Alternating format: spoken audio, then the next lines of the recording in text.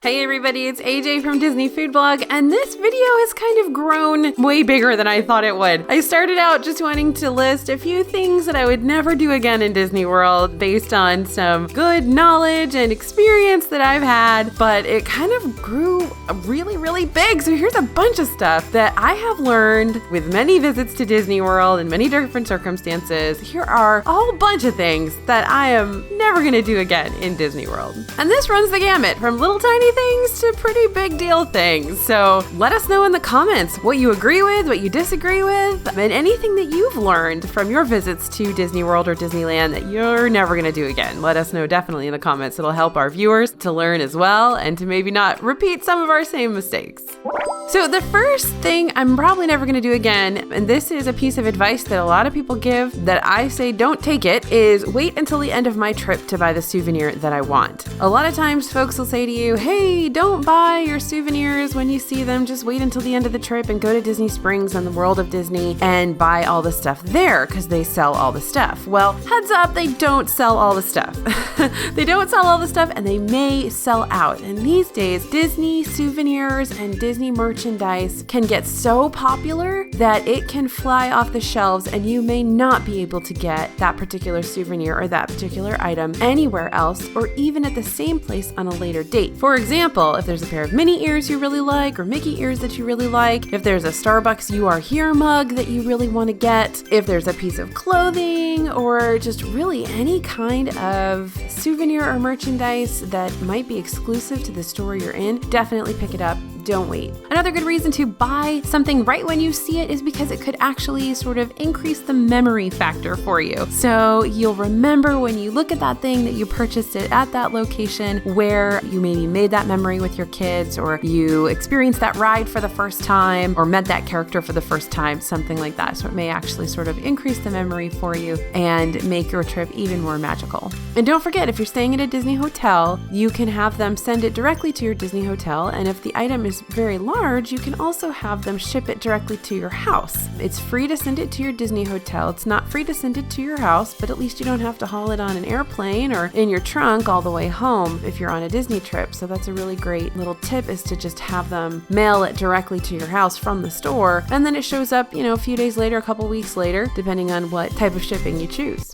Okay, next thing I am not going to do again in Disney World is be shy about requesting a resort hotel room change. There are lots of different types of rooms at Disney resort hotels, and depending on the hotel you're staying in, there's lots of different views and locations, and some of them are better than others for sure. Now, a lot of these views and a lot of these locations may cost more if they're more desirable, but some of them don't. So if you check into a room and it has a weird configuration, or you've got 2 queen beds and you really wanted 1 king bed, or you asked for a water view, you paid for a water view, and you wanted a view of the lagoon and then you have a view of the pool, you can absolutely ask for a room change. That's 100% within your ability to do, and you can go ahead and go down to the front desk and say, hey, I'd really prefer this different type of room or this different view. And as long as it's within the cost that you're paying, if it doesn't cost more to get closer to the lobby, for example, or to get a completely different price view level, they will do everything they can to modify your room, change your room so that you get the room that you want. This is your vacation. You spent a lot of money on it. You can absolutely ask for a different room or a different configuration if that better suits you. So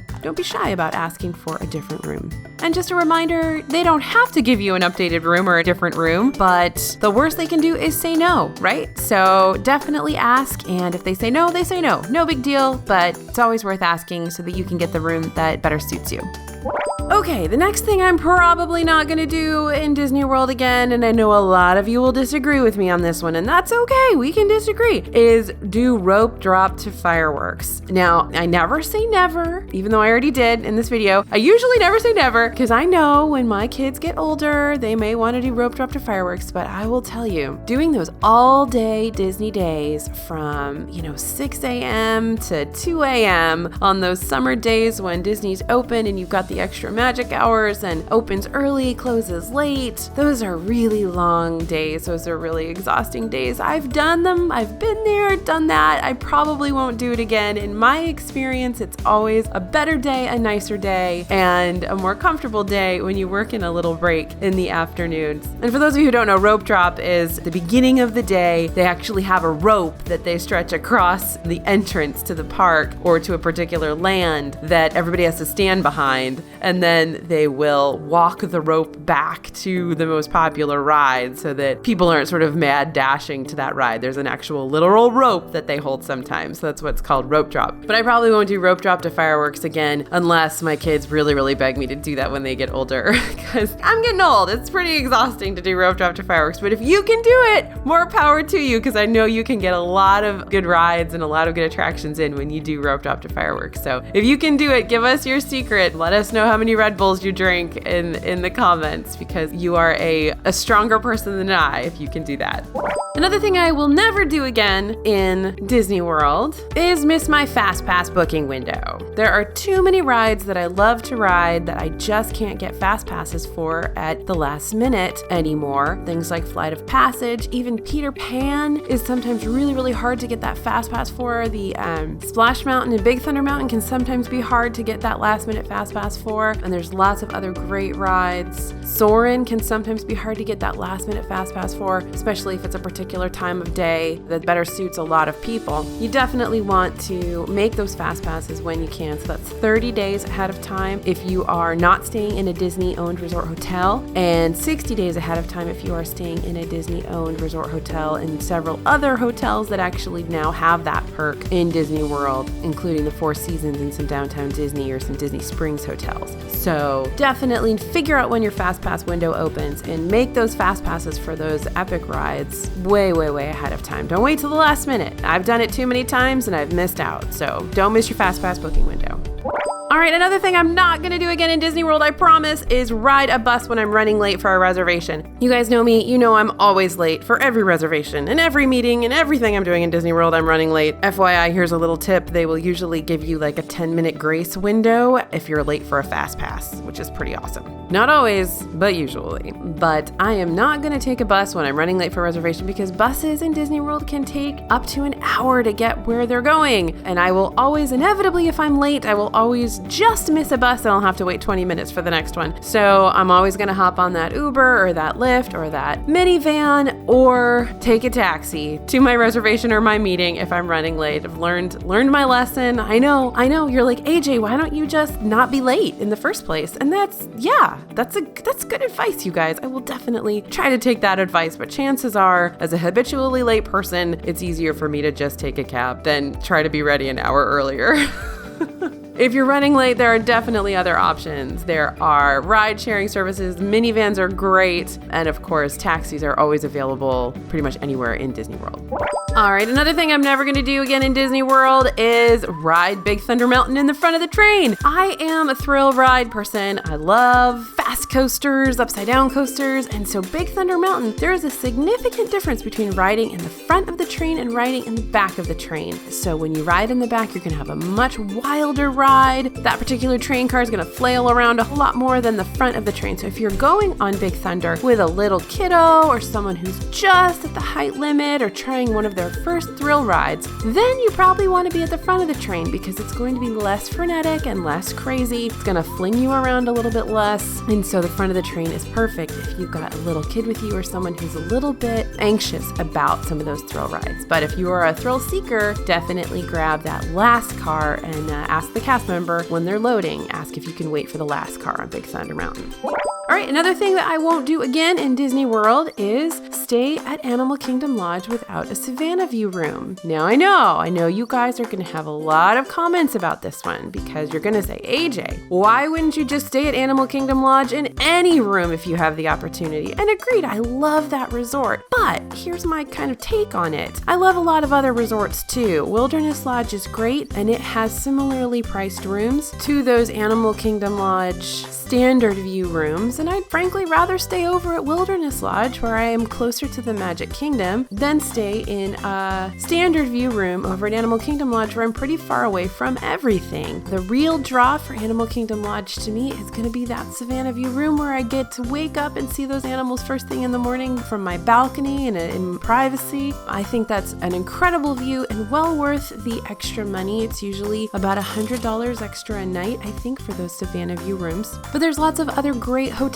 so if you're going to spend that amount of money and not have a Savanna view room, I prefer to stay in a different hotel instead, in another deluxe resort, or maybe save some money and stay in a great moderate resort or a value resort. So if my choices are stay in a standard view room at Animal Kingdom Lodge or stay at a different Disney deluxe resort, I'm probably going to stay at the different Disney deluxe resort, honestly. But I do love those Savanna view rooms, and Animal Kingdom Lodge is an incredible resort, but that's just how I choose to spend my resort dollars, and it's really up to you how you choose to spend yours. So let us know in the comments, would you stay in a standard view Animal Kingdom Lodge room, or would you rather stay in a different deluxe resort or save some money and stay in a moderate resort? But if you are staying in a standard view room right now, if you're planning to stay in a standard view room, that's still great. Still a wonderful hotel, great room, great food, one of my favorite hotels for food. And don't forget, there's lots of animal viewing areas anyway. You can go see the animals from lots of public viewing areas. So there's lots of places to see the animals. So no worries if you're staying in a standard view. Still a great room, great hotel, and you will still definitely see the animals and experience the animals for sure.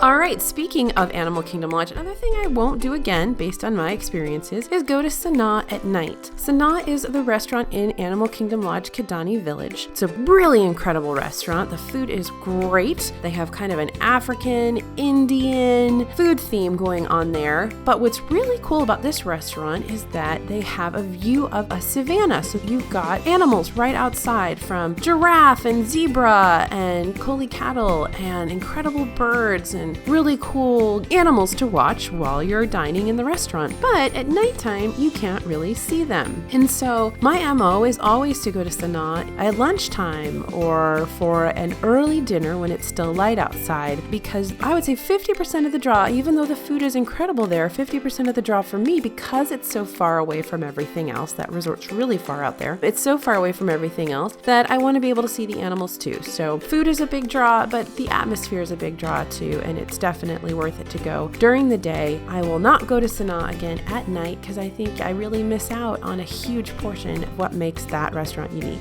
All right, staying in the hotels, another thing that I've learned, something I'm not going to do again in Disney World, is Overlook staying at Art of Animation. I stayed at Art of Animation a couple times when it first opened, but recently was the first time I went and stayed at Art of Animation with my family. I had been there solo a couple of times. Now, I'm the kind of person, I only go to Disney for a few days at a time because I don't live in Orlando. And so when I'm there, I want to have quick access to everything. You guys know I've talked about minivans, I've talked about being late to meetings. All of that stuff is true. And so if I stay in a hotel that's close to one of the parks, that means that I'm not traveling as much and I get more done. So I've always overlooked Art of Animation because I thought, it's too far away from everything. I'd have to actually take a bus everywhere instead of being able to walk to any of the parks. Well, listen, I had a fantastic time at Art of Animation, and here's why. Those family suites are really, really well set up. There's 2 bathrooms in the family suites. There's enough room to sleep,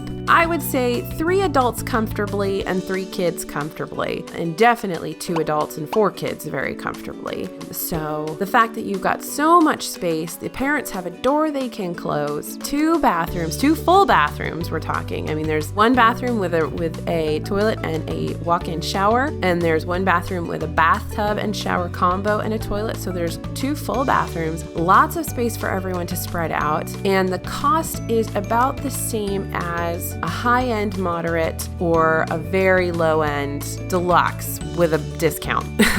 So you're gonna get a lot more space than you're gonna get in any deluxe resort. So Art of Animation, with its unique combination of incredible family suites, a great pool, a splash pad, a decent food court, access to the Pop Century food court as well, which is also a decent food court, and coming soon, the Skyliner, which you're gonna be able to ride directly to Hollywood Studios and Epcot. That's gonna be a hands down, gotta have it resort. So I was really, really impressed staying there with my family and my kids. I had an excellent excellent experience there. Again, the only thing that I would ding this resort for is that it is far away from parks. And so currently you've got to travel on buses or your specific mode of transportation to get to parks. But again, once that Skyliner opens, you guys are going to be able to go straight to Hollywood Studios and Epcot with no problem. So Art of Animation, man, not going to overlook that one again. When I go back with my kids, that's going to be the resort I choose. I'm telling you, unless I can get a Disney Vacation Club villa for a great price, man, Art of Animation, that's where it's at.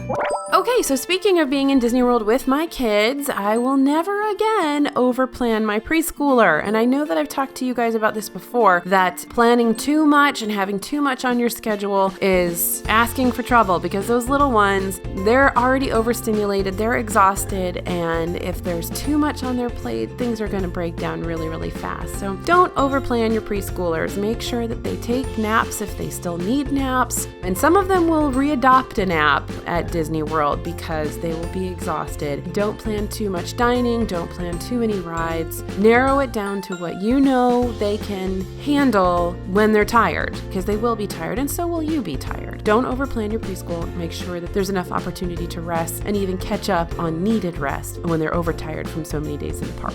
And speaking of needing some rest and relaxation and preschoolers, I will not again skip date night when I am there with my family. Date night is actually really accessible. A lot of families think that's not possible and that they need to spend the whole time that they're in Disney World with the whole family, and a lot of people want to do that. But if you are a date night couple, if you enjoy your date night, you can still have a date night in Disney World. While there are a few of the kids clubs that are closing soon, there are some that are actually opening. Contemporary Resort just had a kids club that opened, and it's really cool. It's Pixar themed, super awesome. The costs for these kids clubs aren't overwhelming. They're not too expensive. There are also babysitting services in Orlando that if you're comfortable leaving your kids with a babysitter, those are open to you to explore as well. Date nights are great because you get to go and experience some truly incredible food, incredible dining. Find one of those restaurants where you can see the fireworks. It's so nice, such a nice experience. You really can't have too many other places. And just enjoy your time off and relax a little bit, and don't worry about wiping noses or making sure somebody's eating their vegetables, or, making sure that particular restaurant has pizza with no sauce, or whatever is the deal with your kids that day. Have some alone time, have some adult time, and rest and recuperate yourselves. We all need it when we're there at Disney World. It's definitely nice to have a little night off from the kids as well. So schedule that date night if that's something that you think will benefit you.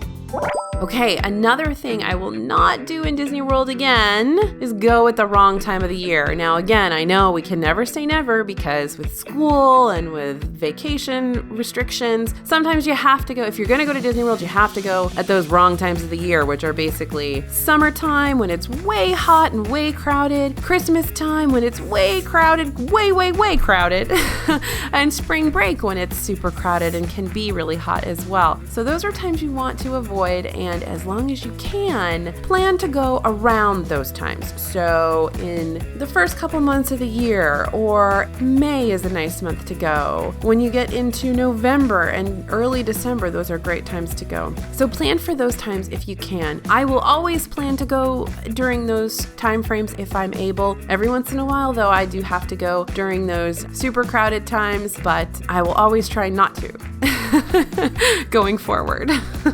And speaking of it being super crowded, something else that I probably won't do going forward in Disney World is save my seat for the parade. There are a couple of parades in Disney World right now, and believe it or not, a lot of people do save their seats for up to an hour or longer beforehand. They save their curbside seat, but usually there's enough parade route and enough space on the parade route that you can get a pretty good view of the parade without saving your spot long way ahead of time. And this goes for kind of illuminations and other fireworks shows as well. You can usually get a pretty good spot. In parades, they will often run the parade, at least the evening parades, they'll run them 2 times. So the second parade is always going to be a lot less crowded. So that's always a good one to aim for, so that you don't have to save your spot at the first parade, and you can go ride rides during that parade when everyone's watching the parade. Again, unless my kids, when they get older, are super into a particular parade or a particular fireworks show or something like that they need to have a special seat for, you can always, I would say 95% of the time, get a decent view of the parade or of the fireworks without saving your spot an hour ahead of time. But some of you may disagree, and definitely let us know in the comments. What are your thoughts on saving your spot for the parade? Is that something that you always do and you found it to be really, really beneficial? Let us know for sure, because we all have different experiences in Disney World, and it's good to share what we've learned in the comments as well. All right, something else I will not do in Disney World is breastfeed in a bathroom or breast pump in a bathroom. And I know 50% of you are just gonna check out here, and that's okay. We'll be back with some more stuff in a second, but I think this is really important for those moms out there who are visiting Disney with newborns or babies. You don't have to breastfeed or breast pump in the bathroom. You can go to the baby care centers. Definitely go to the baby care centers. These are places that are set aside just for you. And there are breastfeeding rooms, breast pumping rooms, and it's nice and quiet and relaxing and wonderful. Don't forget the baby care centers as well. When you have children, you have some kids who just need kind of some time away. They need to relax. They need to maybe get away from the crowds. The baby care centers are there for you. You don't have to have a baby. You can have an older child. Anyone who just needs to escape a little bit with their child can go to the baby care centers. All right, something else I'm not going to do again, and I can say never. I can say never here, is I'm never going to drink Beverly again. Beverly is an Italian carbonated beverage, Coke product. You can find it at Club Cool in Epcot. You can also find it at the Coke Experience Center, I don't know the specific name of it, in Disney Springs. Beverly is pretty gross to a lot of people. A lot of people don't like it. It's a very bitter flavor, and I'm not a big fan, so I'm probably not going to drink Beverly. They do have an alcoholic drink over in Disney Springs called Beverly's Revenge that actually includes Beverly in it. So if you are a Beverly fan, go get that. But that's something I can pretty much guarantee I don't need to do again is drink Beverly at Club Cool. All right, something else that I am going to try to avoid as much as possible in the future is waiting in lines at counter service restaurants. Now that mobile order is here, mobile order is part of My Disney Experience on your My Disney Experience app, and you can order food on your app and then just let the restaurant know that you're there when you arrive, and you don't have to wait in the lines. They will create your order for you in a completely separate area, and you can go pick it up and don't have to worry about waiting in those long lines. It's a great, great deal. I think there are still a few glitches in there, but I love it, and I will actually choose restaurants that have mobile order over restaurants that don't, so that I don't have to wait in line. Definitely take a look. We've got all the mobile order information here on Disney Food Blog, and you definitely want to go check that out. Something I never do in Disney World after lots of experience is trust the weather forecast 100%. The weather in Orlando is very changeable. We did a whole video about the weather in Orlando over here. There have been too many times that the weather forecast said that there was 0% chance of rain, and sure enough, I got caught in a rainstorm. So don't trust the weather forecast. Bring your poncho, bring a little umbrella, or be prepared to head undercover if that rain comes. And just know that during the summer, it'll probably rain every day, at least for a little short period of time. So just be prepared for that. And speaking of, something else that I will not do again is wear untrustworthy shoes. I call them untrustworthy shoes because they can give me, the wrong shoes can give you blisters. They can hurt your feet. They can strain your feet if you're wearing, say, flip-flops all day long. If you're doing 12 miles in flip-flops, not probably a great idea. A lot of us do walk 12 miles a day when we're at Disney World. So really be prepared. Break in your shoes. Know that you're taking the right shoes, the most comfortable shoes for you when you're going to Disney World, and don't wear brand new shoes or shoes that you don't trust yet. Those are definitely things not to do again in Disney World.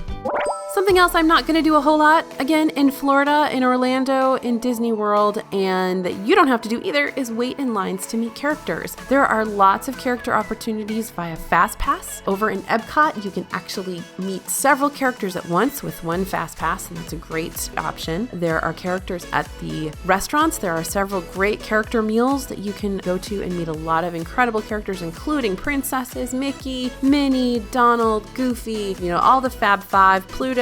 You can meet Rapunzel, Ariel. There's lots of characters you can meet through the restaurants. So there's very few characters you would need to wait in line for, at least of those very popular characters. There are going to be a few obscure characters that you may have to wait in line for, especially at those Mickey's Very Merry Christmas Party and Mickey's Not So Scary Halloween parties. Those will have some really fun obscure characters that you will have to wait in some long lines for. But just remember, if you have a little kid who's just collecting autographs and wants to meet all all of the most popular characters. You can find those through FastPasses. You can find those through meals as well.